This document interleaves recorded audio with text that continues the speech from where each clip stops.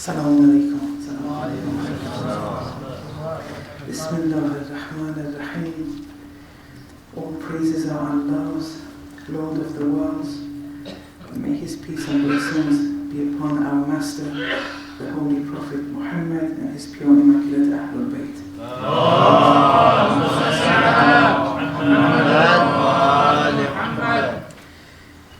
I would like to first say it's an honor to share this night with you, brothers and sisters. Thank you for inviting me here. And the introduction was a bit of an exaggeration. I'm not a world-renowned speaker. This is only my second time I'm speaking in the UK. And they gave me a title to speak about and speak a few words on in relation to building a vibrant community. And I won't be able to cover this in detail, so only one or two ideas I want to share with you. I'm not saying it's 100% correct or anything. It's worthy to think about. Notable scholars have mentioned these ideas, which I want to share with you.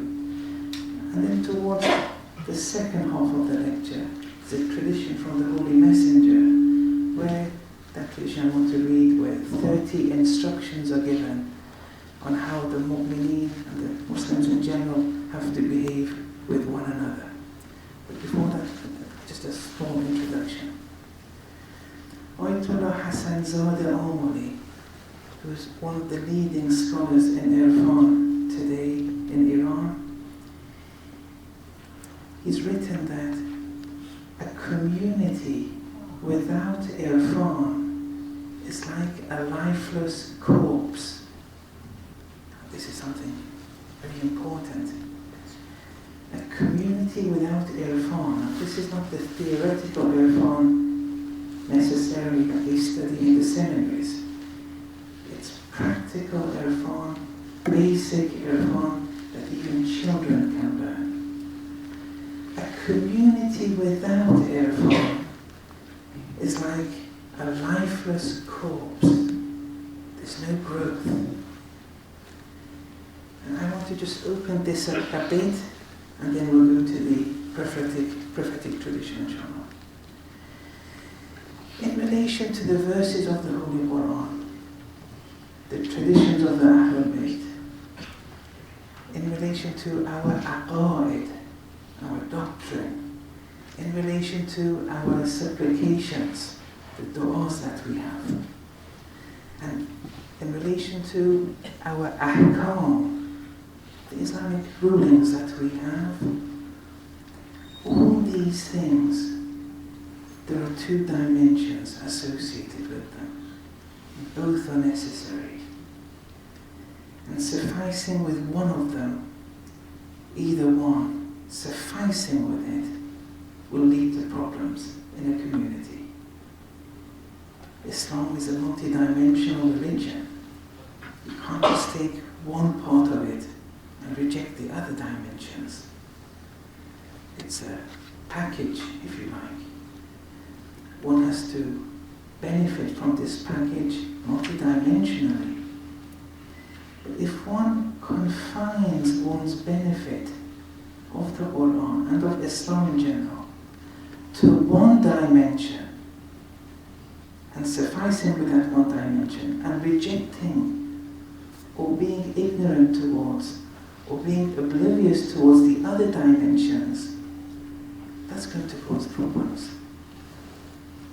So, these things, they all have an external dimension, and no one rejects that. The verses of the Quran, the traditions of the Ahlul Bayt, the du'as, the Islamic rulings, the halals and the harams, the aqaid, they all have this external dimension. It's important. It's a first step. They all have a superficial meaning, or a prima facie meaning. They all have it. And we have to grasp onto it and benefit from it. And we should never negate that superficial dimension of it. We shouldn't go against it. But that's only the superficial dimension. It's step one. It's important. The problems arise when we limit ourselves and limit the community. We limit it. We confine Islam to this superficial dimension. Problems may arise. We can't limit Islam, the Quran, Allah's knowledge, which is infinite, from pre-eternity to post-eternity. We can't limit it to the superficial dimension.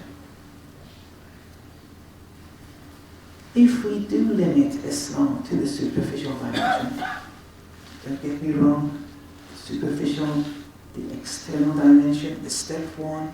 It's the most important step. Without it, you can't go to step two. I don't want to misunderstand. The Sharia is important. The external dimension is important. But when you say it's the letter of the law, Islam equals the letter of the law, full stop, and you suffice with the letter of the law, and that's it, that's Islam, that's going to cause problems. Not only are you limiting Islam, and I'll give you a few traditions soon, not only are you limiting Islam, but you're wasting and limiting yourself. And as a result, the community will suffer to such an extent that Ayatollah Hassan Zadeh says, a community without irfan is like a lifeless corpse. There's no growth. They may give you heaven. It's okay. Many animals will go to heaven. It's going to be a very basic, a very minimum heaven that is going to be given, though. Heaven has degrees. Your potential is infinite. If you just suffice with the superficial understanding, you're limiting the self. Now this, I will try to explain this more as we go through this. However then, there's an esoteric, inner, spiritual dimension to the verses of the Quran, the traditions of the Ahlul Bayt, to the du'as, to the aqa'id that we have, and even to the halal and harams that we have. Even these very halal and harams that we have, the letter of the law, this very letter of the law has a lot of inner dimensions. And this has to be introduced, especially to the youth. Here, it's an inner dimension now. There's nothing outside you. As they say, it's an anufusi dimension. It's soul-orientated. It's soul-based. It's a dimension that has to be incorporated within the soul. Now here, there's no limit. There's no limit to the inner dimensions of religion. There's no end. In the Sharia, yes, there's a beginning and there's an end. We have Sunnis, we have Shias. According to certain criteria, the Sharia has that.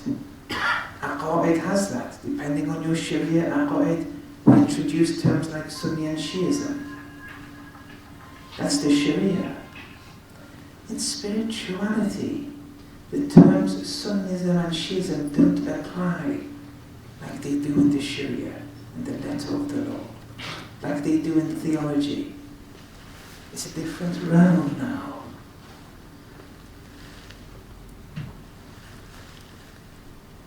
This inner aspect of religion is important. And it's this inner aspect of religion which you can even teach to your children at a young age. But you have to do it in a careful manner. I know irfan has been abused throughout the centuries, especially in the East, and people have this negative connotation, rightfully, in relation to the words like Sufism, irfan, the tariqas, but all these are realities. Just because it's been abused doesn't mean they don't exist. Now, one or two traditions from the Ahlul Bayt. Imam Sadiq alayhi salam.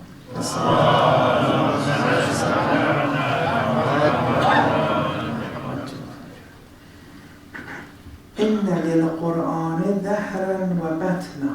The Qur'an has a superficial aspect and has an inner aspect. وَلِبَطْنِهِ بَطْنًا, and that inner aspect of it also has another inner dimension to it. إِلَى سَبْعَةِ أَبْطَانٍ, and goes 7 times over. Each inner dimension, within it there's an inner dimension. Within it, that inner dimension, there's another inner dimension. Keep on going 7 times. In some traditions it says 700 times. In some 7,000 times. Meaning there's no end.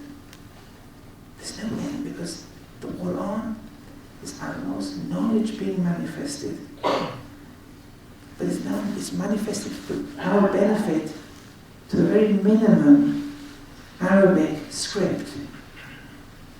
And then we have to understand this superficial meaning and then grow within it to understand the inner dimensions of it.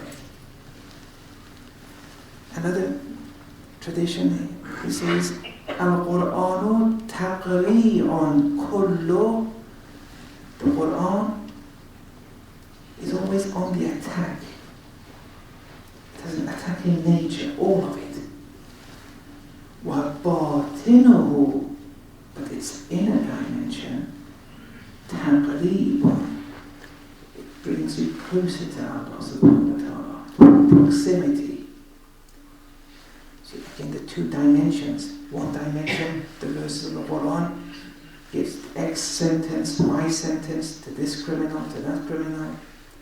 It gives a lot of prohibitions and so on and so forth. But the same prohibitions, it's esoteric dimensions, it's all about getting closer to Allah. I just want you to appreciate that there are levels to religion. Don't think there's only one level, and that's the letter of the law, and that's it. It's a very deep religion, Islam. So, the verses of the Quran, the du'as, aqa'id, the ahkam, everything, they all have these inner realities. Aside from in addition to the external realities, that is the superficial aspect, there are inner realities here at stake.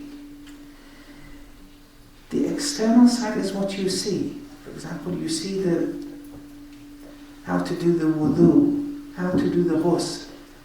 You see the ruku, the sajda. These are all the external aspects of the salat, for example. And they have to be abided by. There's no question about it. You can't compromise with the Sharia, with the letter of the law. It's step 1. However, if you just do the external actions without appreciating the inner etiquettes, the inner meanings of those external actions, lifeless corpse. It's just physical actions with no meaning. And this can be problematic, especially for the youth. I'll just give one example. All our lives we do the wudu, for example. And all we benefit from the wudu is the letter of the law in relation to the wudu. It's 2 washings and 2 wipings, and the washings is from here. We teach our children exactly from where to where. And we teach the wudu solely confining it to this physical washing. That's it. With no inner meaning whatsoever. The same with all aspects of Islamic rituals. Even in aqa'id. In this example, it's to do with ahkam. And when you limit the wudu only to this physical sequence of actions, then the youth, they come up with a question. They say, I've just just had a shower, there's no need to do the wudu anymore. Then how are the parents, how are the grandparents going to answer now? Because when you just limit the wudu to this physical action, never explaining the inner meanings to it, this child will have this legitimate question, and they're right. The wudu you've explained to them, it's irfan less. It's only a few physical actions that you do, and you usually tell them it's out of cleanliness. Most of you came from Africa or Asia. You were taught religion in a particular way in school and back home. And religion was taught in a particular way, and you accepted whatever you were told. It wasn't really an evaluation that you were offered, or even you weren't even taught how to evaluate things. And it's okay. I'm not saying it's wrong or anything, but it's a certain approach that most people had in the East.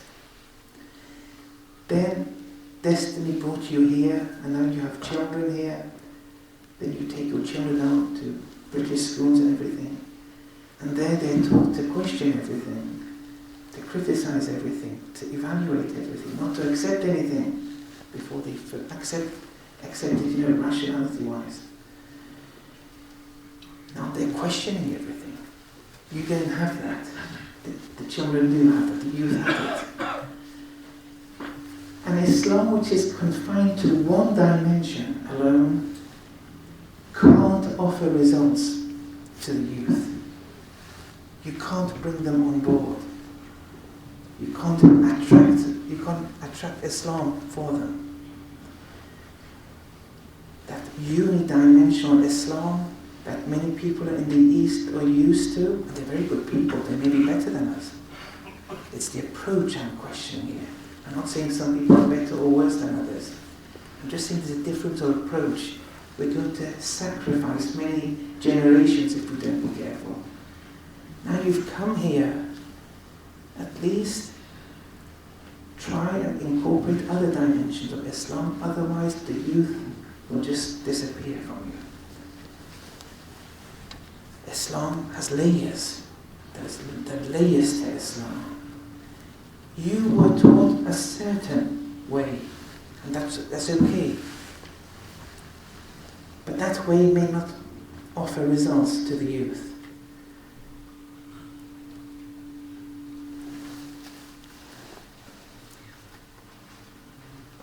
Ash-shari'atu aqwali, the Holy Prophet said, sallallahu alayhi wa sallam.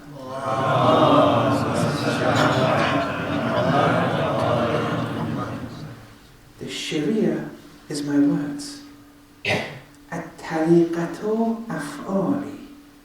But the tariqah, they're my actions.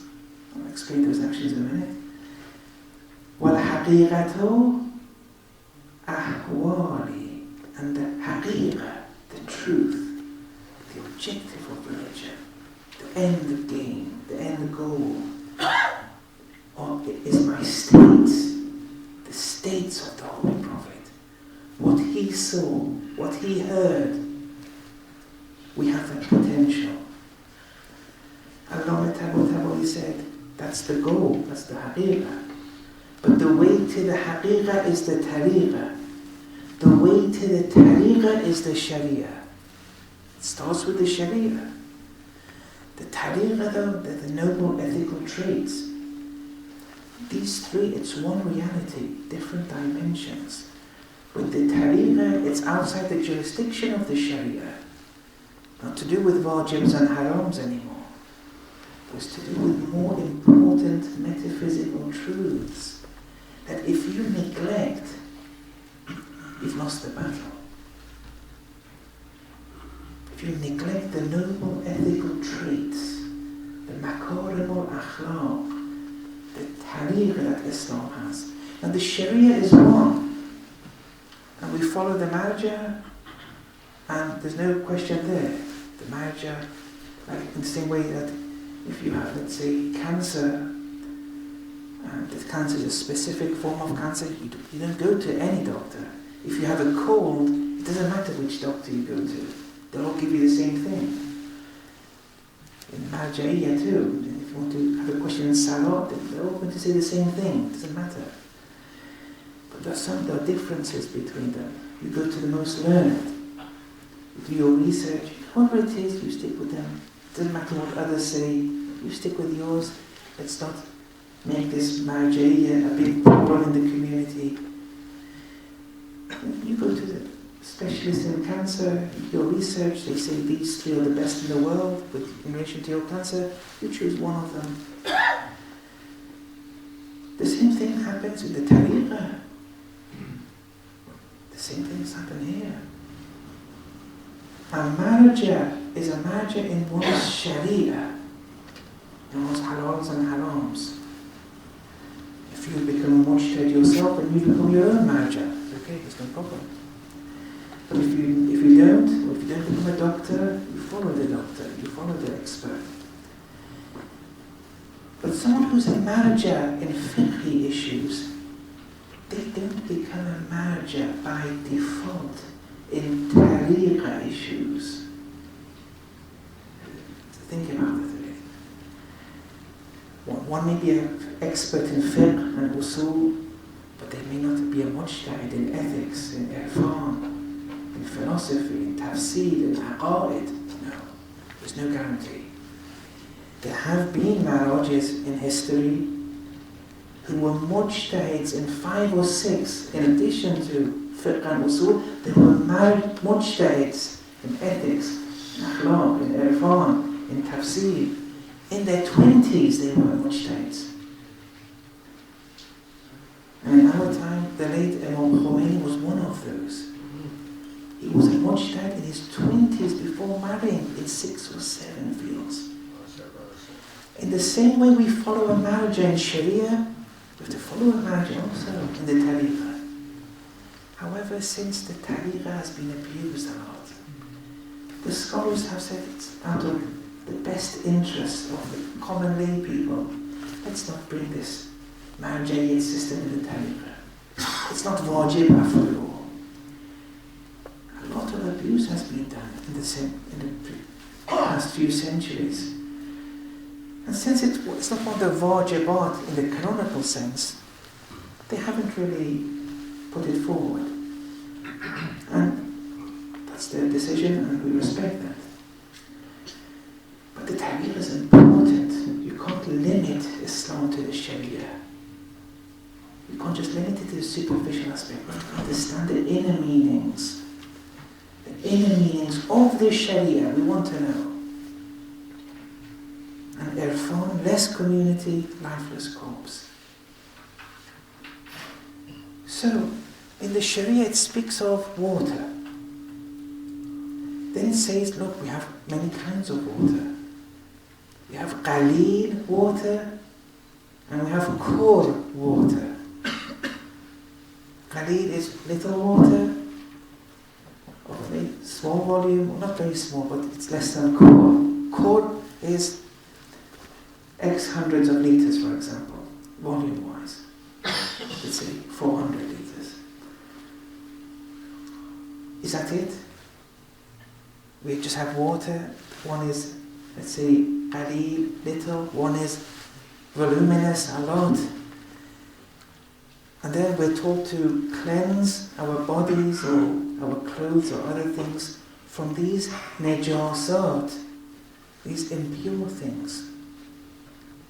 See, if you just limit it to that, it's okay, and it's important to know. But it's important to know there are some inner meanings to water. Water has esoteric meanings to it. Qaleel, little water, has meanings attached to it. Khur water has inner meanings attached to it. And all these superficial physical things are meant to be conduits, routes to metaphysical realities. And that's why the Sharia, we have to start with the Sharia. We have to start with the tangible. And from this tangible, we transcend to the metaphysical meanings. become attentive to the metaphysical meanings, we're just stuck with the tangible. Just with water. Little water and a lot of water. And then people get obsessed. They acquire waswas. Because they're just drowned in this superficial aspect. This very water existence has many dimensions to it. This is the physical dimension of existence here. All other realms of existence, it's metaphysical. Only the dunya here is physical. This water that we have, its reality is knowledge. According to the logic of the Quran, logic of the traditions of the Ahlul Bayt. Water is knowledge. It's ma'rifah. It's gnosis. Gnosis to become purified. You, the self, it's all not within now. See, now we're going to the metaphysical. It's now all soul-based. Water. The Sharia speaks of water. We just look at the physical water, the physical wudu, from X to Y, that's it, for 70 years, 80, 100 years, never paying attention to the inner meanings. Water is ma'rifah. Yes, you use qalil water or core water as prescribed in the Sharia. As you're using it, try to be attentive to the esoteric dimensions of water. It's ma'rifah. And it's ma'rifah which has to cleanse your soul. Then it says we have two forms of water, two forms of ma'rifah. There's the qaleel ma'rifah, bit of knowledge, a bit of ma'rifah. Then we have core water, voluminous water. See? I can't remember how much it was, the exact amount of core above, but whatever it was, voluminous water. Voluminous knowledge, voluminous ma'rifah, two forms of water, two forms of ma'rifah. So what's ma'rifah to do? Is to cleanse the contaminations that you've acquired in this dunya. And you're just limiting it to the physical contamination. It's okay, you start with the physical. But this is meant to be a conduit, a route to you being attentive to ma'rifah, which cleanses those impurities within. If the impurity is within the soul, it's little. You can use qaleel water. Little knowledge will do. Knowledge, there are levels to knowledge. Sometimes you are so deeply immersed in spiritual contaminations, you need core water, a lot of ma'rifah. You can't mess around with those contaminations. Then those contaminations, if it's very heavy and you use qaleel water, that little knowledge in relation to heavy spiritual contaminations, you're going to pollute the whole water. You have to use core water. And then suddenly we have another classification of water, mutlaq and mudaf water. Where mutlaq is water. Whatever the common layperson regards as water, they call it absolute water, but what they mean, it qualifies as water when the common layperson sees it. Like the water in oceans, for example, or lakes or other. But then we have mudaf water, like the juice of fruits. You don't call the juice of fruits water. You call it orange juice. The common layperson on seeing that won't say that's H2O, won't say that's water, no. Be careful, your ma'rifah, water, remains always as water and doesn't become muzaf when it blends where it shouldn't blend. You see, the whole picture changes now. The whole outlook of religion changes. You have to look at these inner meanings. Or for example, the traveler's salat. When the traveler travels, the salat becomes 2 units. All the 4-unit prayers become 2-unit prayers. And the 3-unit prayer remains as 3 units. Why? Sometimes I've heard, not here in England, elsewhere, some people don't accept this. So no, well, even if I travel, I want to do 4 units. To explain the wisdoms that the scholars have suggested that may be wisdoms behind these rulings. Why should, when you travel, suddenly salat becomes 4 units salat, becomes 2 units? What's the wisdom behind that? And they say when you travel from, let's say, Manchester to Birmingham, and the Sharia has specified after how many kilometers it qualifies as a travel, but when you do make a journey, at night, during the day, throughout many weathers, different climates, in this journey, you're coming out of the norm as you do travel in your hometown. And with the different climates and the weather and being in a car, those days they were in a car, but anything can happen, you recall Allah more. That's why we have many du'as for travelling.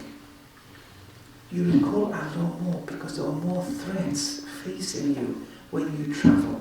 It's not like when you travel in your hometown anymore. You're covering a distance. You're covering many different climates, weathers. You're not very prepared. You don't know. It's very unexpected. You recall Allah more. And because of that recalling Allah more, then Allah says down here, the 4-unit prayers you can do 2 units because you've recalled me a lot. Do 2 units of prayers for the 4 units because you've compensated for that.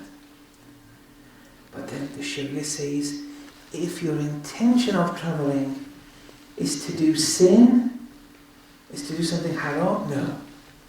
Your 4 units remain 4 units because there was no Allah in your journey. See how things change now. The outlook changes. Your whole perspective of religion. Now if you just limit it to a few figures, a few external actions with water, how are we going to grow? There's no growth in these, especially for the youth. Now this, I've just given a few examples in relation to the Sharia. The same applies in Aqa'id. There's not one way of understanding Tawheed. There's not one way of understanding prophethood. There's not only one understanding of Ma'ad. Yes, the Sharia says if you say there are 2 Allahs, it's a sin. You will accept Allah is one. But this oneness of Allah is explained differently.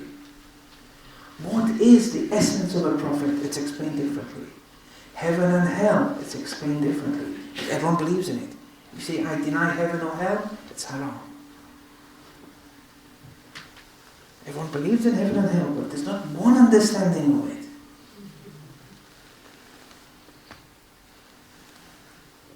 But if I want to give examples, I don't want to diverge too much. So, we have to look at these inner dimensions, and we have to treat the Sharia as a conduit to those inner metaphysical realities. And you do wudu every day, you do salat every day. With those inner meanings in mind, it's a different ballgame. There's growth. There has to be growth with it. If you do these rituals with those inner meanings, I'm not very familiar with this community. It's the first time I'm here, but I'm sure you have scholars here that they can teach you, especially to the children. Maybe for parents and grandparents, no. They're used to a form of the way they were taught back home, and that's enough for them. We don't want to force people to learn this. But in relation to the youth, it's worthwhile maybe. And there are many good books. Among Khomeini's Adab wa Salat, it's a milestone book. It goes through all the inner meanings of all components of the Salat and the Wudu and the Ghusl. What does Ghusl mean? What does Janaba mean? What does menstruation mean? We just limit it to a physical dimension. Look how the Ulafa explain it. But when you go to the inner meanings, then even a man can become ha'id. It's a spiritual realm now. You have to see what the essence of haze is. It can apply to men too, on a spiritual realm. But just limited to the physical reality, no. You're just going to get drowned in a few physical things and totally oblivious to the inner realities. Okay. Or for example, someone in a garage or other professions, they have a bit of oil on their hands, for example, or on their nails, and okay, it's an impediment to water reaching the hands or nails. And they come to me, they go to 10 other people saying, what do we do? Is this enough? Is this not enough? And then they acquire vasvas. It's important, there should be no impediment. But if your heart is contaminated with ma'arifah, proof, shield, that doesn't allow you, because of the sins that you keep on doing, doesn't even allow you to be susceptible to ma'rifah.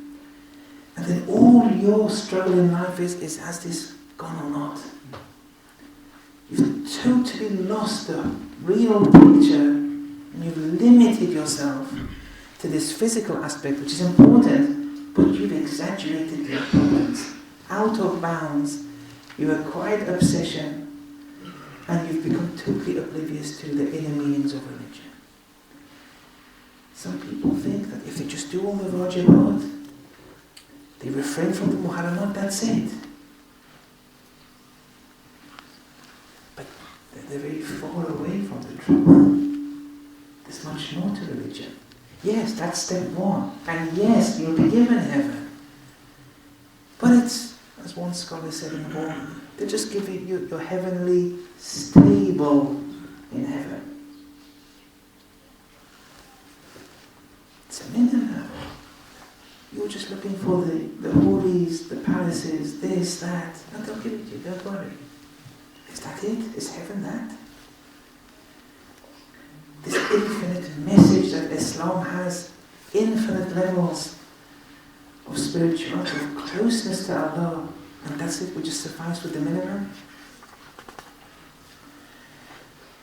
If you suffice with the Sharia, if you suffice with it, Khomeini, in one of his works, he said, those who suffice with the Sharia and say that outside the letter of the law, there's nothing else. He said, these people are the shayateen on the path to Allah. But if you suffice with the Sharia, if you don't be careful and you think this is Islam, period, it can lead to a lot of side effects. You can become very complacent. You can become very arrogant. Some people, they just know a few rituals. They don't know the inner meanings. All they do is criticize people. In the worst possible way, they criticize. You can't bring people to Islam with this kind of behavior. Many people do all the wajibat, they refrain from the muharramat, but the ethics, it's poor. Poor ethics, poor. Jealousy is not haram. Holding on to grudges isn't haram. Not forgiving people, they're not haram. But these are outside the jurisdiction of the Sharia. These are the noble ethical traits. These have to be acquired.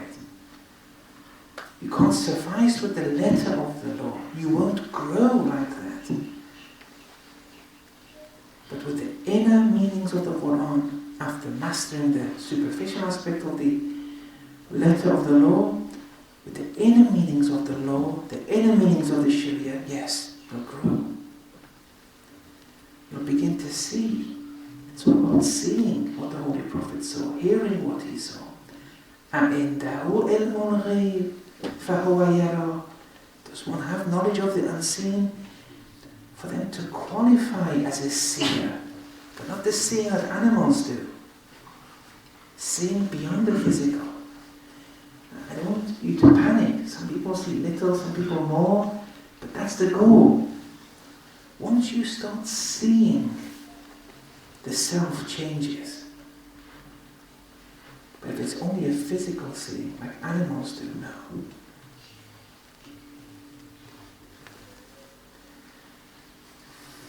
Imam Khomeini in Adab wa-Salat, he writes this. He says, the inner impurities. It's a very important statement.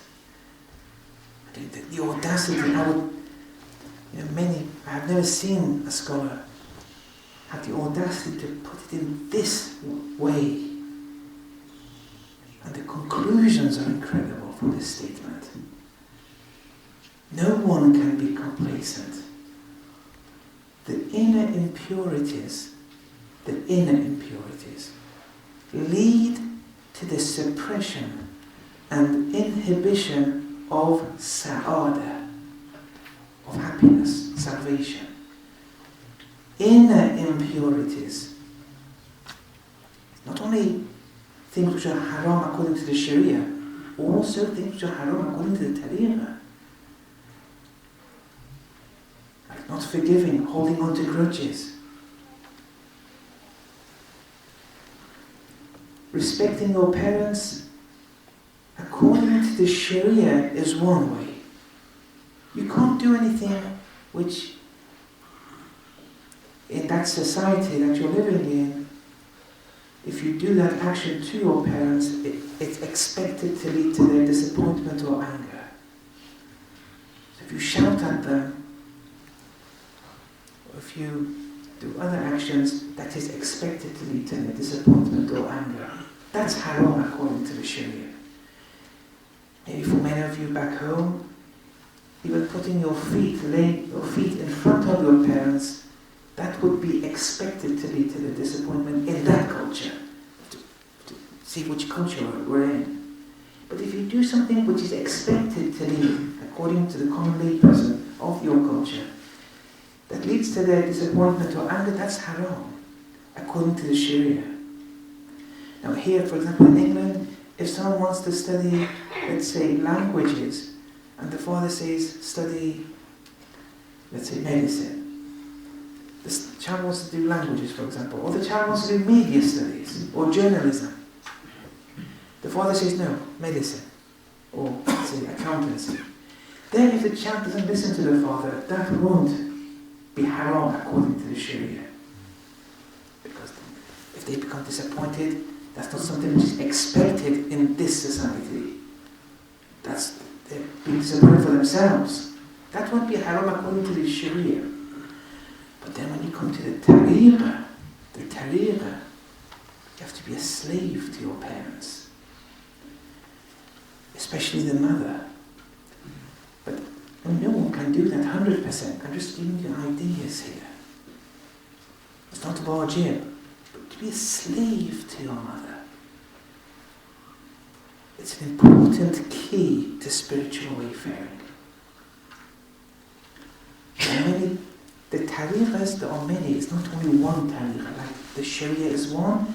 The tariqah, there's many ways to God with the tariqah. With the Sharia, it's one way. The halals and the harams. With the tariqah, how many people are there? The same number of people there are tariqahs. There's one tariqah in Rome where it's based upon this principle. Be a slave to your parents. That's the way you grow, especially the mother. That's one tariqah. Al-Ulama Tawi has another way of tariqah. Imam Khomeini had another tariqah. But I'm saying with the tariqah now, it's more. It's spiritual growth here. Just one point with the universal subject. This is just my opinion. I'm not saying this is 100%, no, not at all. I may be wrong. But if your children today become media specialists or go into journalism as a Muslim in this country, the benefits they can give to Islam internationally is 100 times more important, even to the Ummah, is 100 times more important than the benefit a doctor can do, or let's say an engineer. Something is important for Islam. We have to go there. In England, it's happening. In America, they're very behind. I usually do tabligh in America. They never invite me. As I said, this was the second time. But in the last 4 years, I keep on going, they invite me there in America. In England, Islam is much more progressed. It's a very small country, and they've managed to spread the message in a much more healthier way than in America, which is a very large country. Propagating there is very difficult. But what I tell them there, if the youth there go into these specialities of journalism, media studies, the film industry, it can lead to a lot of positive results for the Ummah at large. And once upon a time, yes, it was doctors and engineers. But we have to have that balanced picture always. Okay. Anyway, Imam was saying, the inner impurities lead to the suppression of salvation. The inner impurities, the sins of the tariqah, not doing the noble ethical traits, the ethical sins, the inner impurities leads to the suppression of you acquiring salvation. Doesn't mean you're going to go to hell. It's not about who's going to go, who's not going to go. I want you to get the point here. Inner impurities leads to the suppression of salvation and constitutes the cause of ethical hell. Jahannam akhlaq. This is an incredible statement, this. These inner impurities, two things. They suppress your salvation. One, and it's these inner impurities, it's the cause to your ethical hell. Hell has degrees. Hell has degrees. This is one degree, one level. Then he says, and this ethical hell, which according to the people of Ma'rifah, this ethical hell is loftier and mightier and more burning than the hell of actions. This it's a very deep statement. People have to be crying, shivering with statements like this. There's no room for complacency. Whoever you think you are. These inner impurities, and they're not only one or two of them, there are a lot of them. They're very delicate. The wudu alone. Imam Khomeini in this book, he says, according to the Urafa, they've numbered 150 dimensions to the wudu. It's all to do with the inner side of how the physical wudu helps you to get rid of those 150 inner impurities within. These inner impurities, they suppress your salvation. They're the cause of your ethical hell. They're the cause that will take you to ethical hell. The inner impurities. Not doing the noble ethical traits. Not doing the noble ethical traits will make you go to ethical hell. But we just suffice with the Sharia. It doesn't matter if you do all the wajibat and the muharramat. It's step one. But you can't suffice with step one. If you do step one, you do the Sharia completely, it means you won't have the hell of actions. You won't go to the hell of actions. But what about the ethical hell? ethical hell. What are you going to do there? You just suffice with the Sharia, the halals and the harams all your life. You didn't even pay attention to those inner impurities which were outside the jurisdiction of the Sharia. They will lead you to go to the ethical hell.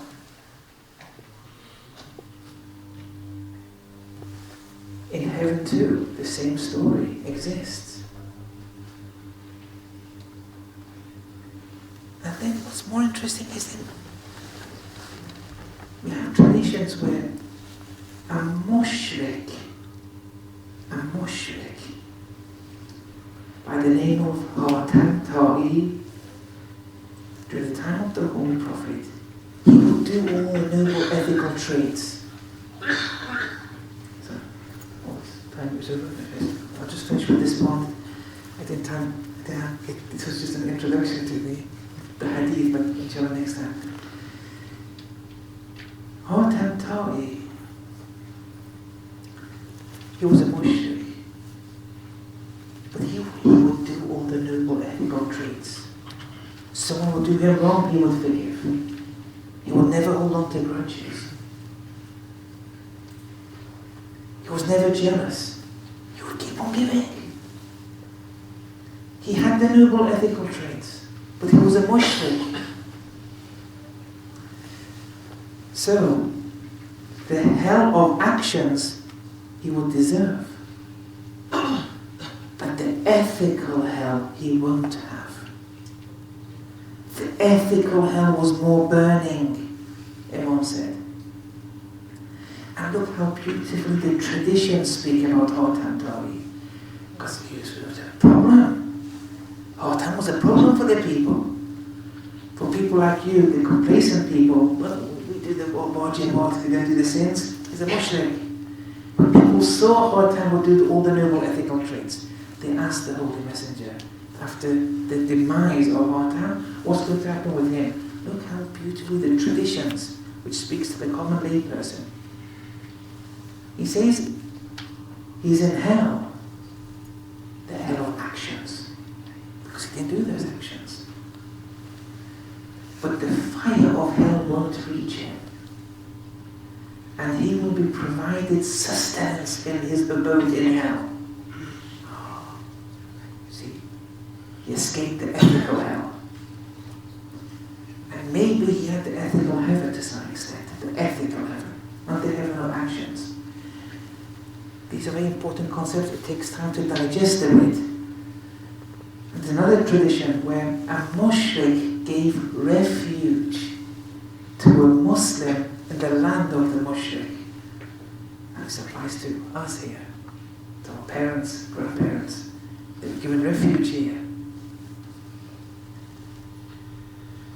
There are some things in England, some traits that are very honourable. We have to, speak very positively about some things. Some things are very negative. But anyway, he gave this refuge to the Muslim. That after he passed away, he too was in hell because he was a mushrik. He rejected Islam. But then they spoke of his abode in hell. Fire wouldn't get to him, although he's in hell. Fire won't reach him. The ethical hell didn't reach him. And he would be given sustenance in hell. Whilst many Muslims may burn in the fire in hell of actions. As Muslims, the equations differs. How you will be accounted for differs. There's no room for complacency. Okay, thank you for your time.